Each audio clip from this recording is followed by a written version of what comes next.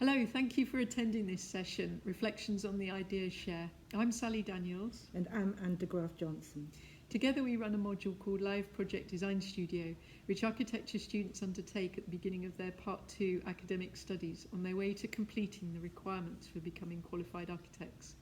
They are students who already have an undergraduate degree in architecture, and many have had work experience in practice.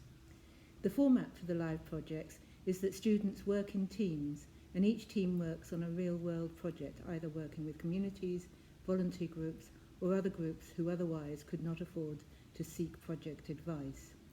Each project has a client representative or facilitator. A critical part of the projects is the exchanges that occur between students and communities. In addition, we've introduced an Ideas Share event that provides an opportunity for all the client facilitators to meet and share their work. We'll say more about this later, but first we want to show a recording of the reflective discussion between the facilitator and students on a project that looked at parks in the Ashley Ward area of Bristol.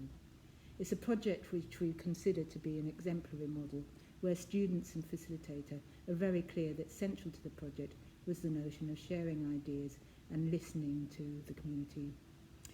Sibusiso Shabalala is the facilitator. He's a director of Cognitive Paths, an organisation which seeks to support progression of young Black, Asian and minority ethnic people.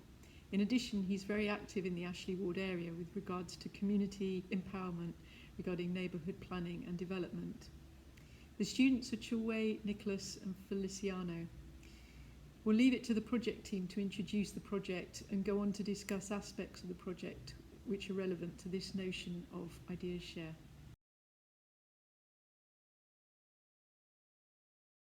The Ashley Ward is made up of 4 different areas. And what we wanted to do here is to actually find a way in which you can connect green spaces together so that for the future benefit of potential deregulation of procurement services from the local authority, the different groups that manage parks, if they were or if they wasn't, so is part of the process of identifying which parks are maintained and looked after by groups, and then creating a little bit of a consortium. So there's a coordinated approach around how space is facilitated, how green spaces is looked after in terms of the business, and also how that space then supports the local community in terms of learning, physical activity, or just places for relaxation.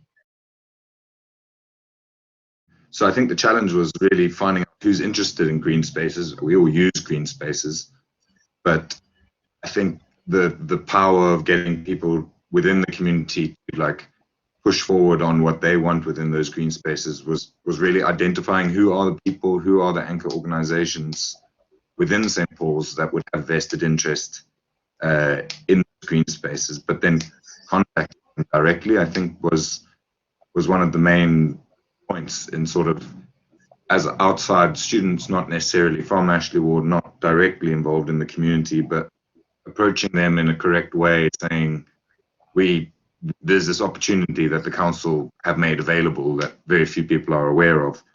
So I think the challenge was confronting that and bringing that to light to people and to lots of people across St. Paul's, but without the feeling that we're going to impose certain approaches to their green spaces, that it was actually a means of contacting people and making them aware of what's going on, as opposed to an architectural proposition for a space and trying to get their feedback on it.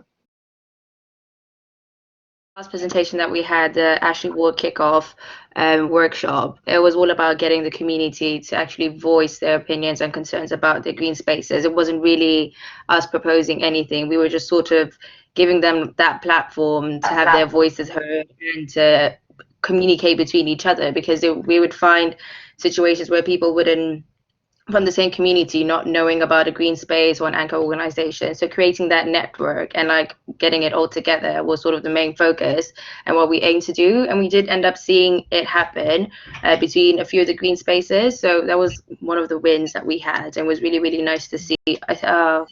Holston Green Space and I think St. Paul's Green, they ended up starting to work together. So that was one of the goals that we wanted. So it was really, really good to see that come out. So the big challenge, I think, was try to find people who really want to take care of those spaces. But after the first presentation, we have the opportunity to make sure people who is involved with the community get to know us. And some of them got really interested on our work and decided to work with us, which was really good to have that experience to work with them. And now they have the opportunity to get access to the document. And we really hope that some of these projects can really come alive at some point. I think that's an interesting point, Luciana, because I know out of our final conversation, the first conversations with one of a lady named Tara, who's very involved in St. Paul's community, they started a thing called Wild in St. Paul's. Yeah. For the same funding batch as what we did, and they actually got granted a lot more funding than what they requested, and that's for the Holston Community Room Garden that they're busy. So I guess just through the conversations, it helped the community realize the power that is available to them, you know, and the funding that is out there, and the approach that can be taken. Throughout our university life, we always had the chance to design project which never come alive, and then now we had the chance to be working the actual project, and we learn a lot, especially from each other, having Esther as well guiding us at SIBS as well, which was really helpful to have them, and also be in touch with the community. We had a lot to learn from them. That's why I think it will be really good to us to carry on and work with them as much as possible. So I really enjoyed the experience, and I learned a lot from this past 3 months that we've been working on this project. Yeah, I think for me, there was a big reflection on what communities actually want, and this sort of feeling, you know, as Feliciana says, we all, you know, whether we're working on master planning projects or architecture work in practice, is that often, you know, a client that's paying is really what you as a sort of orientate yourself around, and actually realizing the greater impact of these, especially when it comes to urban scale planning, is really the impact that has, and the strong voices that we heard from the community. Not always good, you know, good feedback, and at first it was quite sort of jarring and a bit demotivating when you feel like you're working really hard to try and help something, and kind of stepping back and looking at is you realize what impact you have through everything that we do, and that actually in considering everybody and speaking to everybody, you get a lot broader approach, and I think the outcomes then become a lot more responsible to the community. I think that was my big takeaway. SIBS has got 1 foot in the community, 1 foot in the kind of the planning side of it. So he really, you know, he helped us, he guided us to see, he knows the community so well, and I think that was kind of what was really good connection for us to have in terms of, you know, where do we stand, what kind of words should we be using when we're engaging with people, because he knows, you know, people so well. The weekly meetings and getting feedback directly from SIBS really helped us a lot, because yeah, like Nick, you just said, there were instances where we would use certain words and SIBS would tell us, or like advise us, I wouldn't use those words because the community doesn't respond well. So having that sort of feedback and open communication really, really helped us, and I think that's what was one of the huge successes from the project, is because we had that really clear communication and we were able to deliver like our goals and our outcomes quite smoothly. So yeah, it was really enjoyable. It was they were very good sessions, quite funny as well. The time frame wasn't that long, so it was nice to have that sort of like good way to get straight away to the people that we have to be in touch with. And yeah, it was really helpful, was really enjoyable. I really had a good time working with it. Thank you Yeah, for, I think we're starting to see a very new model of students and how future business will be shaped, and so that they see if they go into those jobs, how they're going to shape those jobs, because those jobs are not going to understand this community engagement, which is so critical. What was interesting is that the presentation was supposed to be, well, not necessarily defined as, but through the academic module, the idea was that it was a feedback session from what we had done through the period of the project, but we kind of saw it in the opposite, in that it was a launch. It was the start of something for the community. So it took us the 12 weeks to gather enough information to actually have a meaningful conversation. We can get as many people that we've spoken to into one room together and actually allow this to be the building blocks for something to start, as opposed to the end of our project. This is what we did. We had certain illustrations that we just put in place, not as a proposal, and community members would reflect and say they don't like that or they do like it, and it was just to get people talking really and establishing this network, which was the whole objective of the project.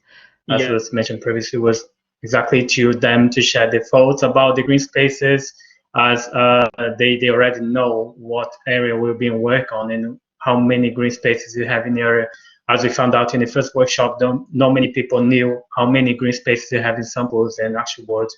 And was nice to have that feedback from them, which you could add it to the document in the end, and have this format which will be helpful for the future. I think the big thing was really the sketch drawings and being exactly that. You know, there were silhouettes of people doing certain things and in green spaces, and it immediately brought reactions out of people of what could have been a really long hour of silence. Ended up seeing people going, well, we've got a tent actually at the St. Paul's Learning Centre, and someone else, St. Werburgh City Farm, were thinking of actually doing something on that space already. And then, you know, St. Paul's and St. Werburgh City Farm, just through a drawing that we did, which really, you know, I think there was just some plants saying, well, says, well, kids play football there, so how can you put planters there? And it really started to draw immediately and contrasting opinions from different people within the community as well. So I think it was really that fodder, those sketch drawings, that got everyone talking, and they were kind of vague enough for no one to really, you know, it wasn't a final rendering, it wasn't a final, there was no dimensions, or it was spatial, but I think of a use, and that really is what I think brought the conversation to life, when people can react to, as opposed to here's a blank space, what are your thoughts about it? We really want to know what they expected from those spaces, so that we don't want to them feel like we're proposing this idea, but we're expecting to them to give us idea what they would do. We have it sort of like a challenging moment in the beginning, because we really want to engage with the community in the parks, and we also plan to do some sort of like activity with them, but because the lockdown hit again, the second lockdown, so we thought it wouldn't be safe to do it, and then we decided to just keep everything digital. However, I think we managed to do quite well. So the fact that some of the people who's been part of the engagement, they kind of knew us already. It made them feel comfortable. Also, I think it's convenient to them, because they don't have to leave their house to come to the meeting, so they can do from home. And we managed to like set up a time which will be convenient to everyone after 5 o'clock, when everyone, whatever work is not on your shift anymore. And then it did work really well. So I think they really enjoy to have that meeting with us, as we actually enjoy be in touch with them and have those sort of like conversation engagement, which was very important to our project. I think what's beneficial about virtual presentations is accessibility. It's recorded. You can share that with anybody for the next year. So whilst that could be captured in a video, and you know, with a lot of additional editing and that for an actual, you know, live engagement, this can be shared by multiple people, and people that maybe later in a year's time are looking at parks in St. Paul's, or in 6 months, and they go, well, let's look back at what the ideas were actually, and it's recorded there. So whilst there's benefits of face-to-face collaboration and community engagement, I think actually there are some good benefits of virtual meetings and presentations. It wasn't bad. The community did respond really well to the online workshops and all the stuff that we had to do. So yeah, I don't think it was too much of a problem. In the beginning, it was a little bit slower, but once we navigated how we can do it, it was fine. There were some people that wouldn't speak out loud or turn their mic on, but they would prefer to use the chat box. And I feel like if we had done this physically, they might have their thoughts in their head and then miss out on actually verbally saying something because maybe we'd run out of time or they'd have to go. So it was quite easy to like pop something in the chat box, and then we would be able to respond to that. So because we had two platforms, one of us would normally be speaking and someone responding on the chat box. So I think that did allow a lot of people that would maybe not want to voice something but feel comfortable typing it. Yeah, so yeah, the community does like the I can see you very close, and also it's very useful because it's a natural way of community engagement. But the way that they did it is that they engaged with groups before they brought them onto the main Zoom meetings. So through one-to-ones, through phone calls, through emails, and because some of them live local, they also spoke to the people. So I think it had a nice multi-access, multi-entry element into it, which is again is credit to how they facilitated the project. So I couldn't really see much of the difference, but equally for myself, it was much beneficial that it was virtual. I think had it been physical, because we did try to say we'll use Docklands, right? As a 1 day thing where people can drop in and you could do COVID blocks and they could come in 6 or something like that. But that seemed to be a whole lot more intensive, and the exams and everything else. So it seems seamless and it seems so natural because everyone else was already online.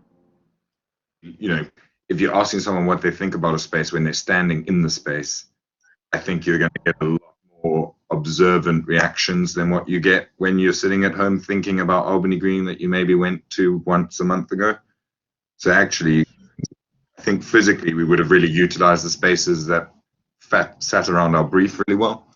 But the unfortunate reality is that we couldn't. So I think, yeah, that definitely would have changed quite a lot in terms of the earlier engagement, at least prior to the presentation. When they're at home, they have something memorable from their experience there. And I think that was quite key, because then if you go to a space and you remember something about it, then it stands out. Whereas if you're just standing there, you're looking sort of for something.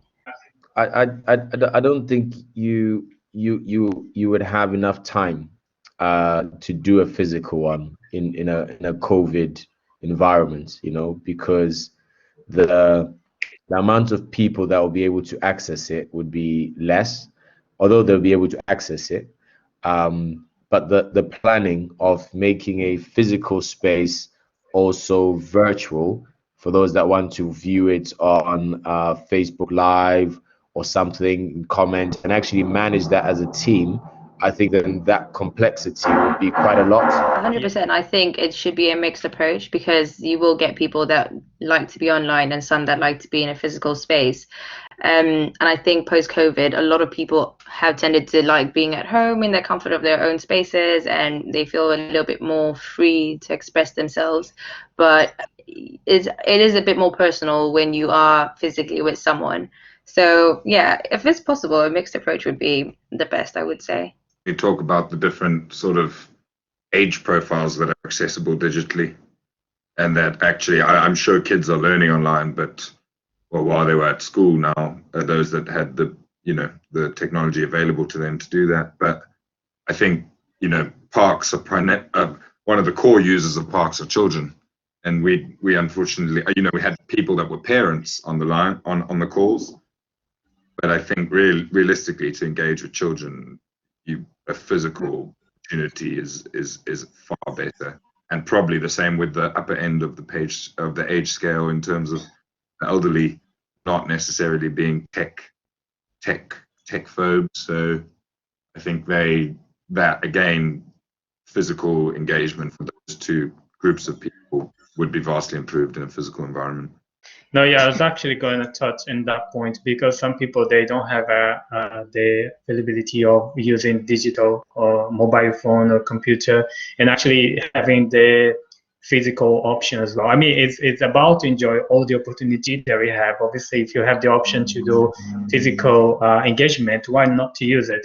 Obviously, we didn't do at that point because it wasn't safe, wasn't the moment to use it, but as soon as we had the chance to do it 100%, will be definitely an opportunity to consider and apply, especially on this project. Yeah, consider in fact that some people, they don't have access to digital and platform is also like open more options to be in touch with them, not just through digital platform.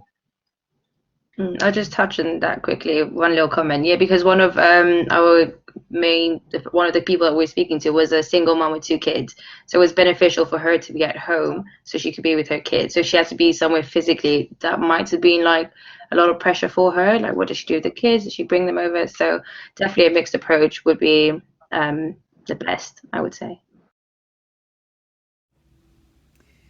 We've recorded a conversation between 2 of the project teams.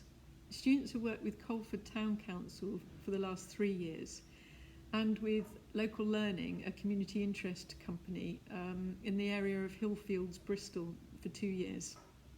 We'll let the teams introduce themselves and go on to discuss their perspectives regarding the ideas share. I'm Marilyn Cox. I'm actually the chair of the planning committee for Colford Town Council, but I'm also on their regeneration committee. We've got quite a variety of economic aspects and environmental aspects to our thinking, and we've got a Colford neighbourhood development plan. We are a small market town, and unfortunately we are a lot of independent traders. A lot of those indie traders have had a very hard time, and what we're looking at is to increase our tourist and tourism. There's a lot of people come to the Forest of Dean with their bikes and bits and pieces, spend half a day going around and then disappear. What we're looking for is to increase the tourism and such that it would be able to assist the economics of the town. Hello, my name's Ruth Myers. I'm co-director and creative producer of Myers and Soul Local Learning Community Interest Company.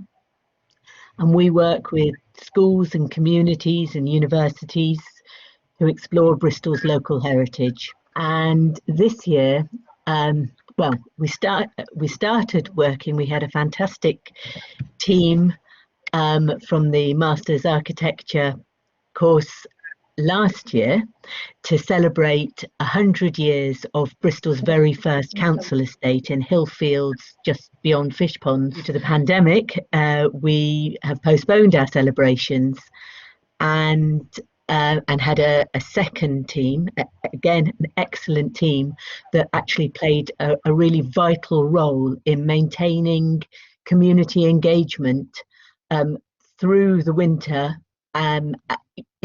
At a time when many people were quite isolated. We're hoping that we are going to have our final celebrations on June the 26th, 2021, and students have also helped us to adapt our original ideas for a celebration more into an interactive heritage trail, all outdoors, and regardless of whether all of the COVID restrictions are lifted, we decided we still want to work, assuming that some of those constrictions may be in place, so that it can definitely go ahead in a safe way. We were very lucky to have a client like Colford Town Council, because they had a very clear idea of the brief that they wanted to go for, and it provided a really good opportunity for us to build off that, because we knew exactly what they wanted in terms of bringing in footfall to the town, addressing the cyclists as well as the walkers, and the kind of economic advantages that a cycle centre could bring to the town.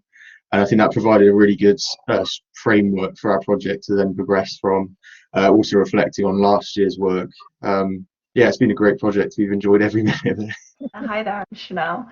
I was just really intrigued by the community engagement that we could get involved with in Colford. I'd previously worked in the Gloucestershire area and nearby local Herefordshire, so it was really good to get to know Colford. And because we were working with the town council, it was quite easy to get to sort of meet some of the local people and get their views sort of through the social media. I personally came straight from my undergraduate because of the whole COVID situation. So it was my first like kind of almost client-facing project, so I could interact with the community and see what they wanted. And I think as a group, we all functioned really well. So we were all from very different backgrounds, had very different experience. So it was great to like fuse together to create something that we were all very proud of.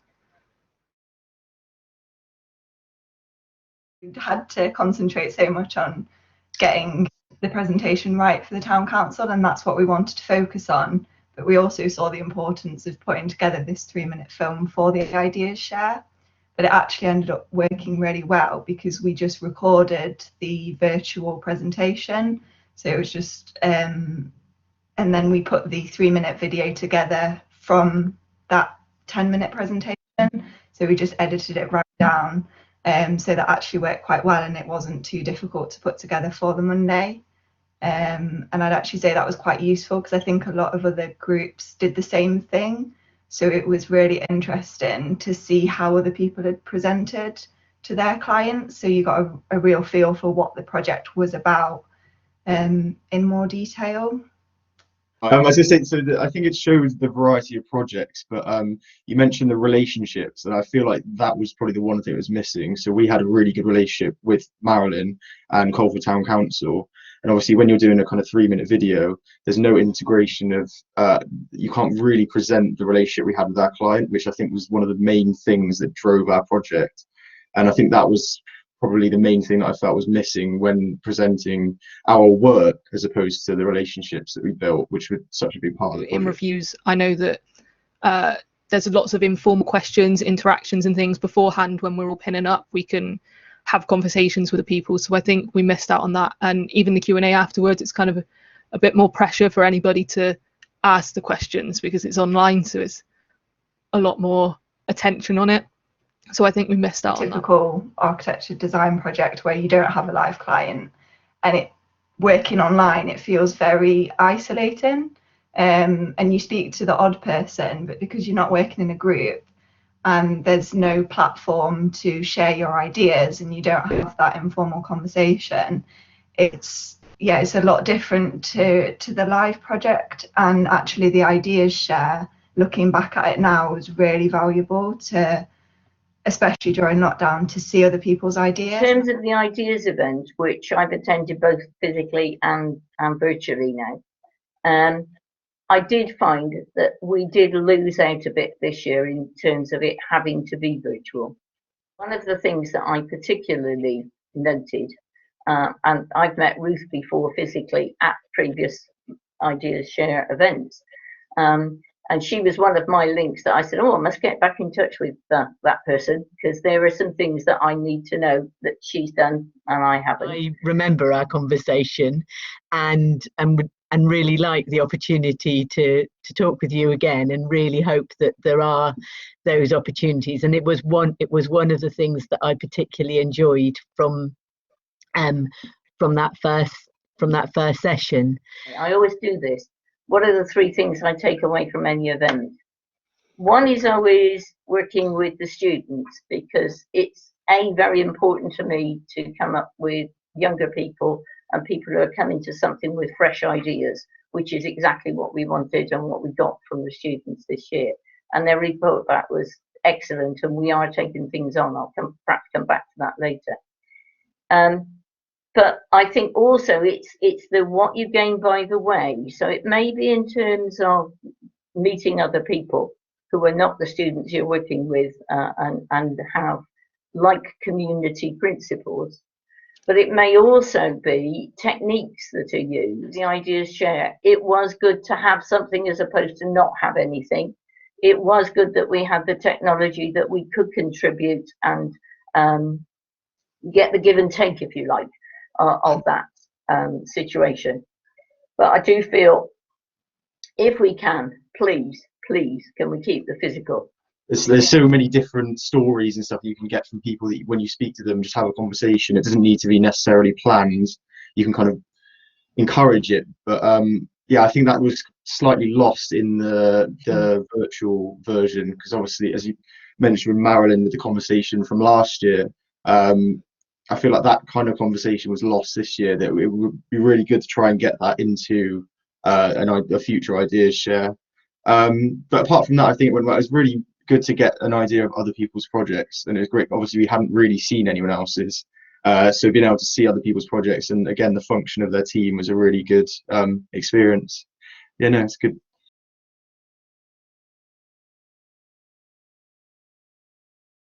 Would have been useful even to have the ideas shares at earlier points as well, because I know some of the teams struggled with the community engagement, and we did quite well. Perhaps the ideas share earlier on give more motivation for some of the teams. The interim stage where you said, well, we're doing this and we're trying this, but that's not working. How about trying something else? That would have been really useful for everybody, I think. I think it's so much about, it's not just about the outcome is almost, the final outcome is almost incidental. Obviously it matters, but it's about the process and capturing the process as you go along. It's all that kind of conversation, isn't it? And that dialogue and being open to learning, and us as the facilitators and clients as much as the students. And that, you know, it's difficult to kind of capture that process anyway. But yeah, so yes, having something in the interim, maybe it's another idea share, but the emphasis is on the process. This is what we've tried so far. These are the conversations we've had. These are the issues, and then and it being more of a conversation with the rest of the course. I think in terms of an idea share, I think the key thing that I would, as a student, say is giving a chance to have a relationship with the facilitators first, because I think the idea of an idea share early in the project can be fairly daunting. I think obviously we hadn't met our team and we hadn't met the client, so it's kind of all in one. I think waiting until maybe we start engaging with community engagement and we have an idea of the project and we've spoken to the client a bit and we start to build that relationship, I think then's probably around the optimum time to have some kind of idea share where you can then interact with wider cohort students and get an idea of where they're at and the iterative process that they're doing at the same time as you, because there's a lot to learn from what all the other students are doing. I mean, we were lucky to speak to a few other students in other groups, and we got a lot of ideas from them that you kind of change or manipulate for our projects. And I think again with Marilyn, we were going back on each of our processes each time to decide which one's working, which one isn't. Then you can share your processes and what's working and what's not, and then the other groups can adapt that for their own projects. I think it would be useful to not share the progress in the work, but just how different groups are approaching it. And it might be useful at the earlier stage to split it down into smaller groups, and maybe even students put with different facilitators, just to discuss what they're expecting of the students that they've got and compare that to what stage you're at that point. I think campus is quite like, it's a neutral zone really, because each project could be anywhere in the UK type thing. So obviously yours might not have been in Bristol, and I know a couple of them were. So campus is kind of like a central hub, whereas if you were to do an idea share in each of the locations, you'd have a lot of travelling about, and then you have to choose which one would have more emphasis, and it could just get a bit complicated. in terms of doing idea shares in the location, I think the idea of maybe doing something like that with the community that you've done your project with might actually be a better idea, as well as the one on campus. But also having this interaction between, like a final interaction between the community, the client, and you as a team, I think would be a really good kind of idea of, so the community gets an idea of where we're at with the project and what we can offer or we have offered. Obviously there's feedback that comes from that I think we would find really valuable, because it's kind of like if you presented your design to someone, they'll always have something that could be better, and that I think a lot of, again, the iterative process of learning, you're just kind of building on what you've done, and I think, yeah, the idea of having some kind of idea share with the community might be quite good.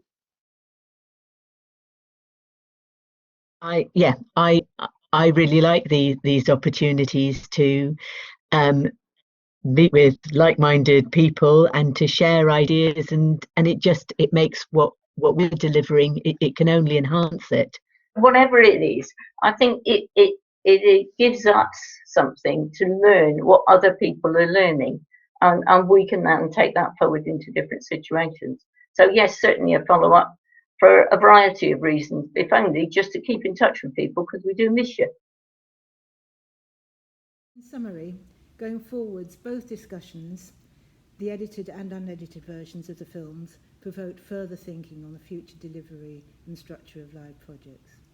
We thought the notion of an interim idea share between students could generate further strategies for community engagement and perhaps make them more effective. The use of mixed media, live and virtual, seemed to offer greater flexibility in terms of engagement. For instance, the use of virtual meetings did appear to facilitate attendance by people who might otherwise not be able to, for instance because of caring responsibilities. The telephone conversations that the Hillfields team used in speaking to some of the older community members also was very useful, and also helped to mitigate aspects such as isolation. The Ideas Share event itself appeared to be much more effective when held live. It provided much more social environment, accompanied by a buffet lunch, as well as giving client facilitators the opportunity to see a range of projects and to talk to other project teams, which might, in the surface, appear very different, but often offered different strategic and participatory approaches. In addition, we recognise the value that the Ideas Share, whether in the community or in the School of Architecture, can be used to offer more intergenerational interactions and conversations about place. Thanks very much for listening.